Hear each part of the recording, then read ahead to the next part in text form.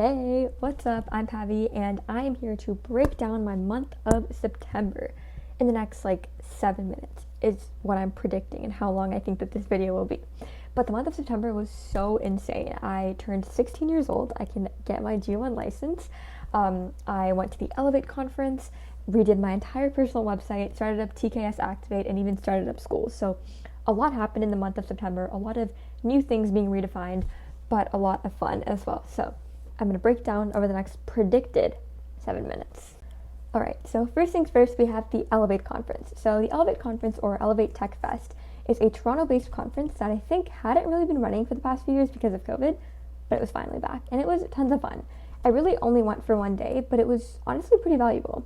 The speakers were pretty cool. I got to hear a talk from Chris Hadfield, which was incredible because honestly, just hearing his talk and seeing it, it really made me feel like I was just immersed in the world of space. And he's also super funny. And I even got to listen to a panel by Venus Williams, and it was so nice to just hear the authenticity. You can just see how authentic she is, and it's really refreshing during a conference. Not only that, but I got to listen to a few cool talks, but also meet some really cool people. So I actually met a few of the speakers, a lot of city landscapers, which is pretty interesting. But also I got to meet two co-founders working at a company called a micronutrient company. And essentially they were creating these gummies to help with mental health disorders. And super interesting is that they were actually pitching that day to investors at the conference, which I thought was pretty cool. But I approached them and I thought honestly it could help out a lot with access to healthcare, which is a problem and situation I'm kind of currently trying to tackle. But it was a pretty cool conference. I think it was great. The talks were great. I think I met some really cool people. Only really went for a day, so I didn't get the best experience I think I wanted to out of the conference. But it was still an incredible experience, and I'm still reaching out to anyone and everyone that I met there. Alright, now I briefly mentioned that I wanted to work on access to healthcare, specifically with AI, but the reason I got into that, backtracking a bit, first week of September we started TKS Activate. So for those of you who are unfamiliar, TKS, or the Knowledge Society, is a global innovation program for teens, and last year I did the first year program called Innovate, and that basically exposed me to anything and everything I know now. And Activate is now the second year program, and Activate really focuses on the world's biggest problems and how we can actually use tech to solve those problems, but also understanding that tech might not always be the solution. So our first few months of Activate is really focused on doing a second focus, essentially finding a problem you're really interested in and a tech, putting them together and building projects over the next 3 months. Now what I realized is that I really wanted to work within the space of access to healthcare in developing countries, and there's two subsections to this. It's quality of healthcare that's given and access to healthcare. And this isn't just, in certain countries, it's all over the world. It means different things in developing countries, but also means different things in places like the USA.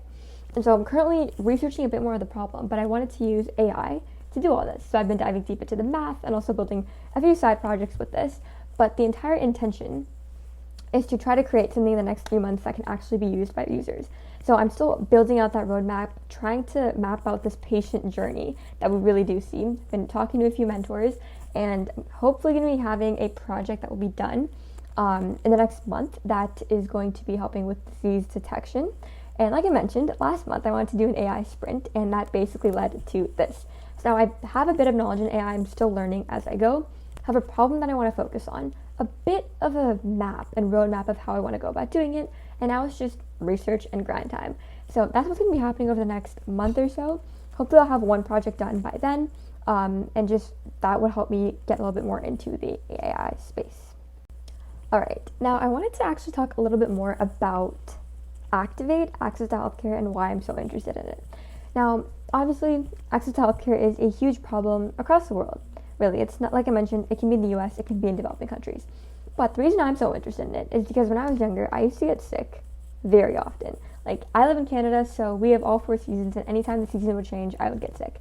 And I would get sick very badly, a whole week I'd be out, which is very normal, it's just a common flu. But it happened every 3 months for multiple years on end, and sometimes it would be more severe and I'd have worse issues. And the thing was that I had a very weak immune system, and if I didn't have the facilities, the resources, the hospitals, the doctors, my parents, food to really help me out, I don't know if I'd make it.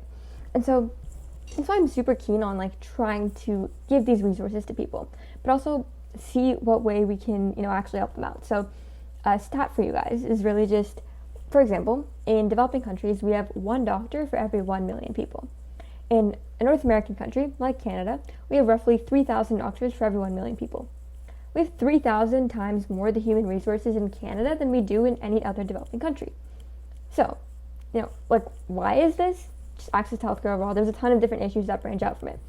But in a perfect world, what would happen is we can automate everything in these developed countries with AI algorithms, have a few doctors still, but really automate everything and move all the human resources we have in these developed countries to the developing countries to help them then build out those human resources.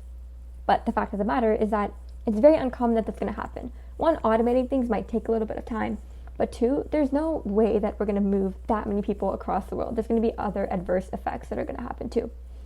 So instead, if we can bring those algorithms to these developing countries that still have access to phones and the internet, we can connect them in a way and almost create a Google but for healthcare. That's like a very ambitious goal.